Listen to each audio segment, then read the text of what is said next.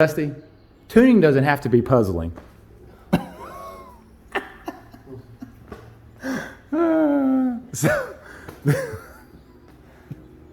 gonna get demonetized. Oh gosh, I will.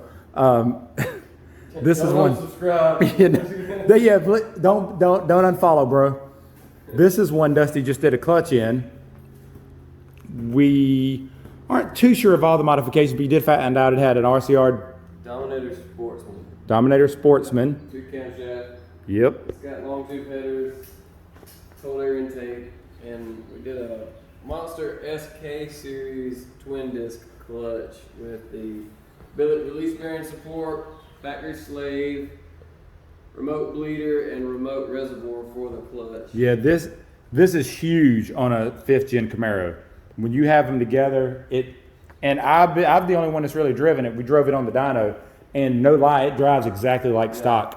I didn't even buck it on the Dyno once, and that's Monster does a good job because, and then when you go to a multi-disc clutch, your clutch discs don't have to be as aggressive to get the holding power because there's more of them. And Monster uses GM pressure plates. So yeah.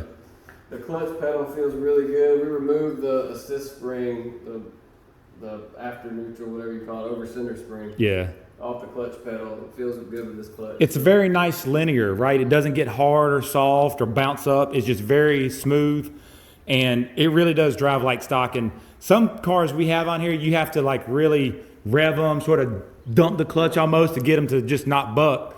This one, I released it easy every time, and it drove great. This car already had a decent tune on it. It made good power.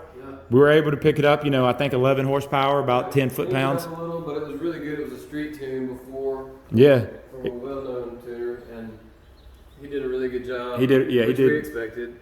But, we were able to pick it up a little bit, just dialing the fuel in a little bit better. Timing was pretty close.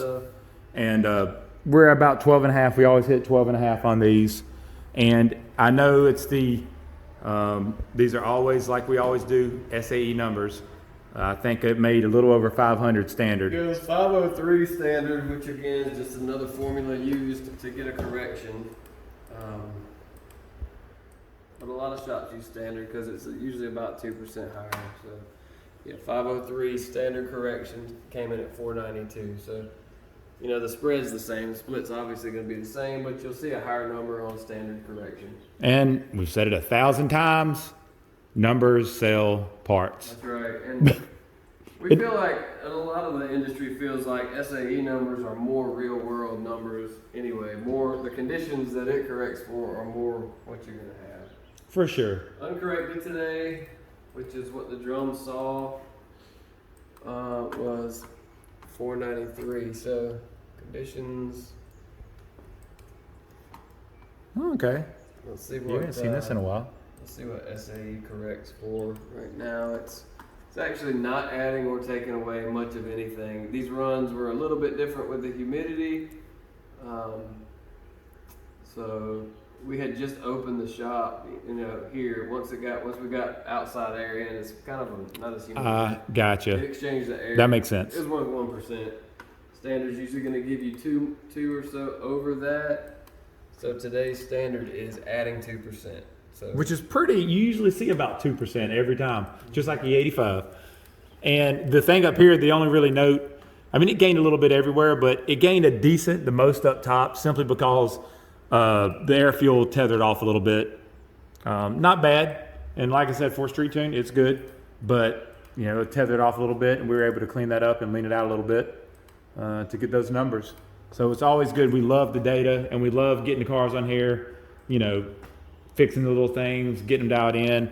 And the more we know, the better we can get combinations that we know are going to make reliable power every time. For sure. And, the tune is more than just the wide open throttle. Also, for sure. The part throttle performance and the drivability is going to be much better. I feel like now, honestly, I get that I'm biased, but I think our tunes are probably the best in the industry in terms of all around drivability and wide open throttle performance. Yeah, I would say I'm right in the middle. And as far as, some people like to put stuff on the ragged edge, but on an all-motor car, you add 2 degrees of time and you're not going to pick up anything. Right. If you do, it's going to be... You might pick up some knots. Yeah, exactly.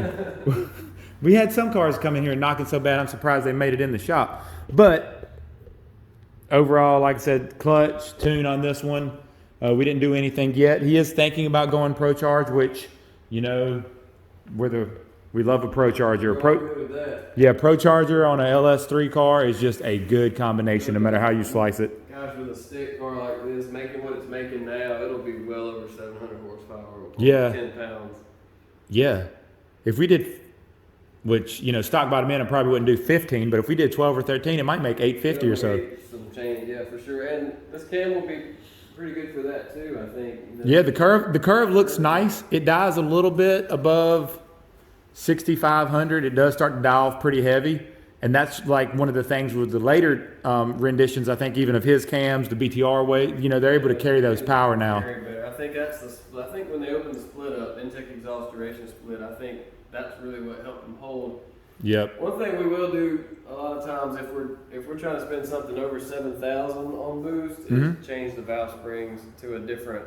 There's a little bit stiffer spring that we like to use over 7,000, but a lot of guys don't really want to spend the life out of them. Will you add that when you put a Pro Charger on there for the extra support, you think? If he thinks, yeah, it's always a good idea anyway. Okay. But yeah, I mean, we can add that. It adds a little more seat pressure and just a little more valve control because once again you have 10 or 12 PSI in the intake track, and on the back of the intake valve, that's a big surface. So yes. The amount of pressure you're actually seeing there is more than 10 pounds. So that makes sense. Spring pressure to keep control. But that makes sense. But no, it runs great. I'm going to go just put it around the street a couple times and make sure everything feels good there. But got a little bit of, like you said, some drivability. You know, I always try to make them nice and smooth. Big cam stick cars have a tendency to buck down low. Some of that's timing. Some of it's just the fact that you have a big cam and you're trying to turn it 1,100 RPMs. Nobody can fix everything. If the camshaft, if you're sitting there idle and your camshaft wants to load at 1,500 RPMs because it's massive, if you're on the road at 1,500, you're going to get mechanical load. It's just how it works. But you know, Chris can do. He does some things to smooth out where it can be smooth. Yep. You know, and like you said, a stick car, you can put a stick car in driving scenarios that you can't put an automatic in. Like an automatic, if you're lugging an automatic, it's going to downshift. Yeah, you put this thing in fourth and just lug the life out of it.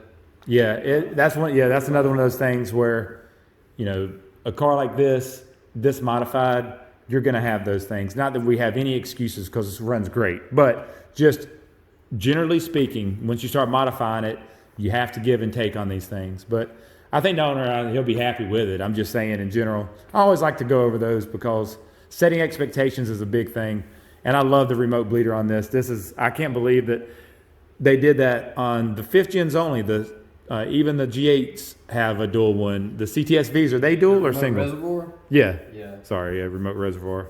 That's one of the best things. You do that on every time you do a clutch, don't you? You know, they share the same fluid, and you know your brake fluid gets kind of trashy. It's nice to have it. It makes sense. So good setup. Hopefully he'll be back for the Pro Charger soon. Appreciate it very much. Bye.